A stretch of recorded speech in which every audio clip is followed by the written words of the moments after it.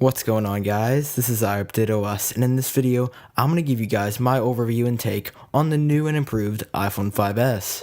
Now to start off, I'm going to talk about the coolest new feature to me called Touch ID. Now this is a fingerprint sensor. Now I know what you're probably thinking, is this even going to work? Is it going to be reliable? How real is this? Well guys, the fact is this is very real. No other smartphone company in the world other than Apple has actually tried to put this into use. It's going to be really interesting to see how this turns out. It's a really neat concept to think that no one else in the world but yourself can access the stuff on your phone, which I think is really neat. I had the problem at school of people taking my phone and locking me out and just guessing random passcodes, but now only my fingerprint is going to be able to get into my phone and see my stuff. And now talking about the home button again, it's got a completely new redesign.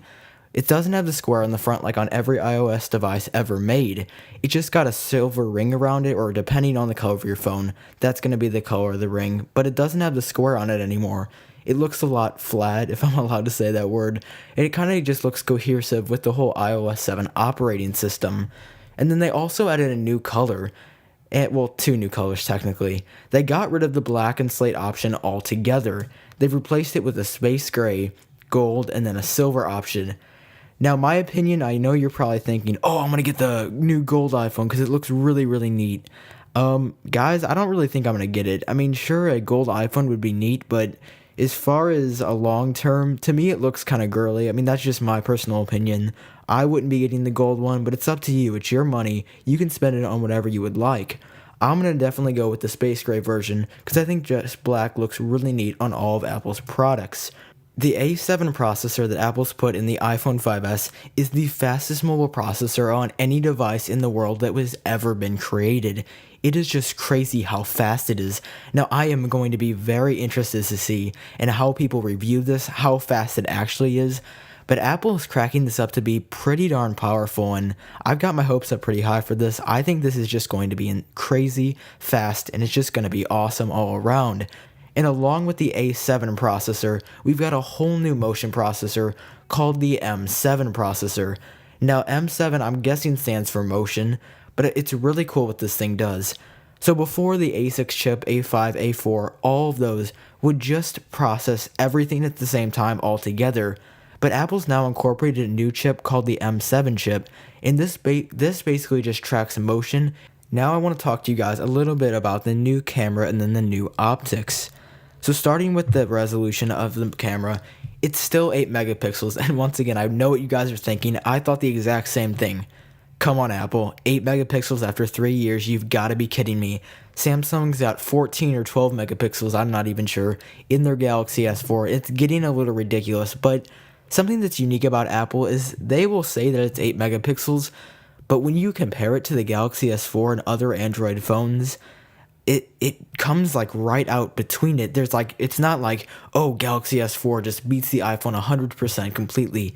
The iPhone 5 is neck and neck with the Galaxy S4 because Samsung just touts that 14 megapixels and thinks that their phone is the greatest.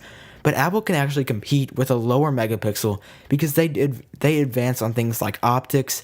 They've got a brand new larger 2.2 aperture. It lets a ton more light in, so pictures are going to look even better than they did on the 5. So now I just want to show you guys a few of the actual photos taken with this.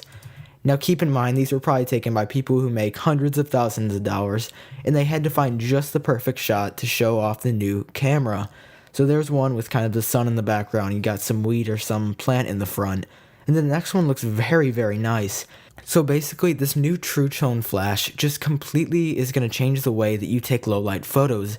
Instead of it just looking washed out and pale and just not very good at all, it's going to look very real, very nice, and it's going to make your pictures look a lot more lifelike than before. So now you guys are probably asking yourself, is it worth the upgrade? Well, if you guys have a 4 or 4S, or even less than that, a 3G or 3GS, absolutely 100%, I would definitely recommend getting this device, or even the 5C for that matter. Now, if you've got a 5, I've got a couple reasons why you should and a couple reasons why you shouldn't get it. I've got a 5, guys. I'm going to try my very best to get this phone as soon as I can and review it for you guys, but once again, there's no promises. But I mean, overall, yeah, I like the 5S a lot. I would definitely not get the iPhone 5C, because to me, that's just an iPhone 5 with a plastic back and a better FaceTime HD camera. But overall, yeah, the 5S is definitely gonna be a great phone. I'm really looking forward to it. It's got the great new camera, the great new processor, and of course, all the good stuff that comes with the new iPhone 5S. But of course, there are a couple of downsides to getting the 5S as well. Now, a couple reasons why it's gonna put you $200 back. Now, I know that's a lot of money for a phone, and I mean, the phone bill each month is like, for me, I think it might be, where I'm not even sure, but it's very expensive. So that part is probably going to be holding a lot of you guys back, is the $200 price and tagline. Also, if you don't have an upgrade, it would cost you $600. However, if you do have an upgrade and you've got money and you think this is really cool, like myself, I would definitely recommend it. Go for it and try to get it as soon as you can.